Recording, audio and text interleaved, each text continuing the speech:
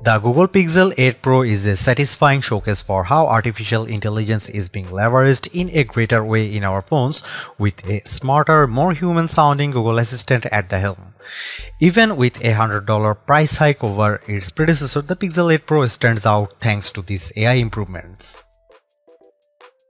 At first glance, I think most people would overlook some of the Pixel 8 Pro's subtle design changes, but the changes make it much better to use in the hand. Its design DNA still doubtlessly comes from the Pixel, evident in its camera hump and metal trim.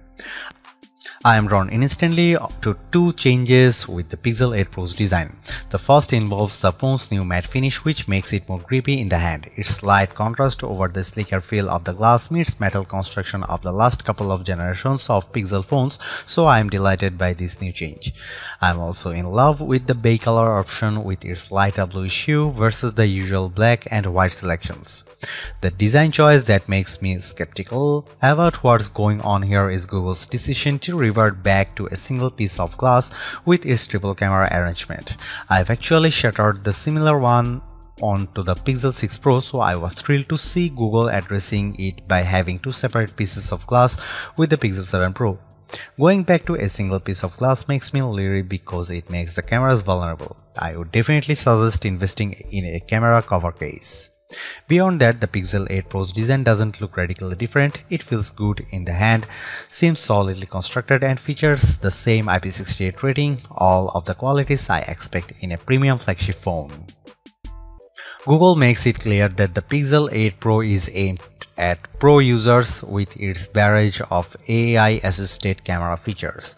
I have tested a bunch of them during my review, and what I am able to conclude here is that all these tools make editing your photos and videos much easier. I am a videographer and know the challenges of editing photos to remove unwanted people from my photos or trying to remove annoying background noise from a video recording.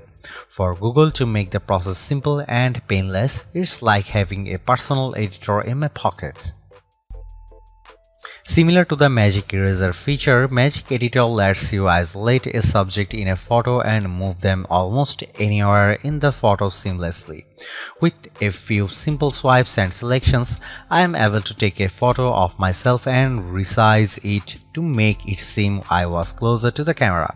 Everything looks seamless too, which is what makes Magic Editor incredibly powerful for those who don't have the time or patience to learn these techniques on their own. Alternatively, it's interesting to note what's happening in the background when Magic Editor is being used. That's because Google AI is being leveraged to generate what it thinks should fill in the gaps. For example, I took a picture of my cat sitting on a small ottoman and decided to move him to the nearby sofa using Magic Editor.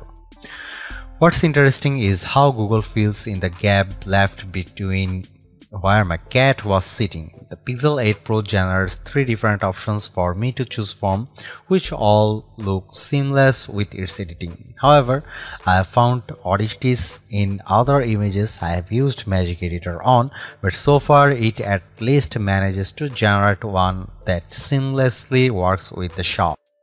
Another Photoshop-like feature, Best Take, does exactly what it says. If you have ever tried snapping a family photo, you know how hard it is to get everyone to look at the camera properly.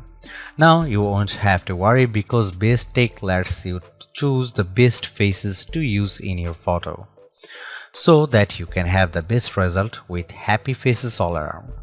Using Google's AI, Best Take essentially looks at other photos you have captured and offers you options to choose from the selecting each face. Best Take actually works flawlessly with the Pixel 8 Pro. In fact, I didn't notice any distorting qualities whenever I swapped faces for another shot. The only issue I have with the Best Take is that you need to manually take several photos of the same group shot. I wish Best Take could generate different faces based on previously captured photos I have stored in Google Photos, or at least automatically shoot burst photos leading up to me actually pressing the shutter button to snap a photo.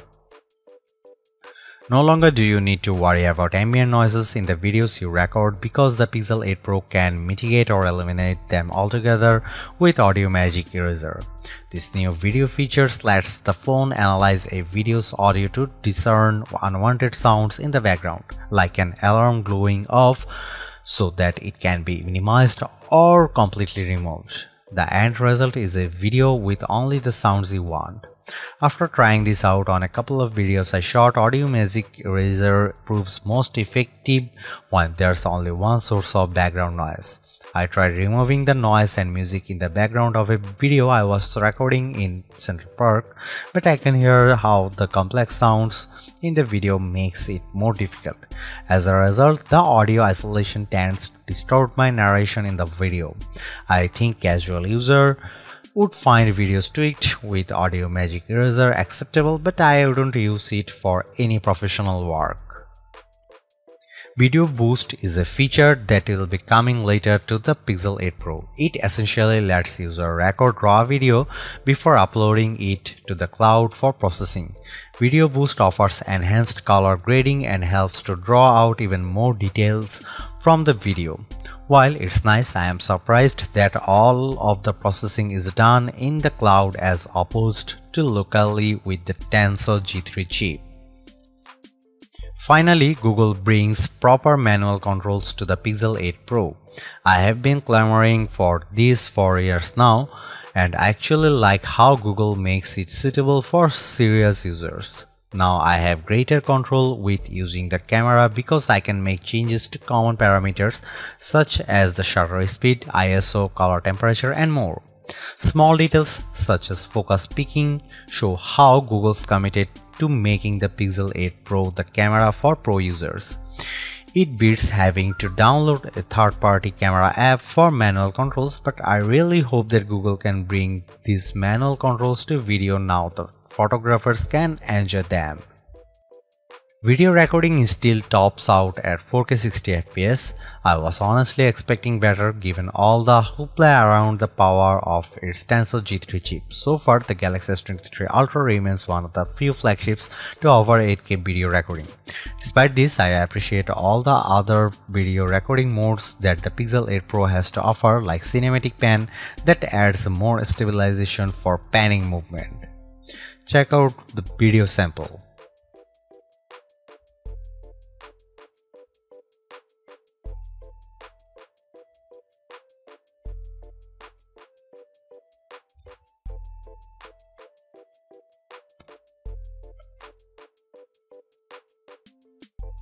I can't stop focusing on how the Pixel 8 Pro is one of the smartest phones I have ever came across. For once, I can confidently say that it's the assistant I need to make my workflow more efficient and streamlined.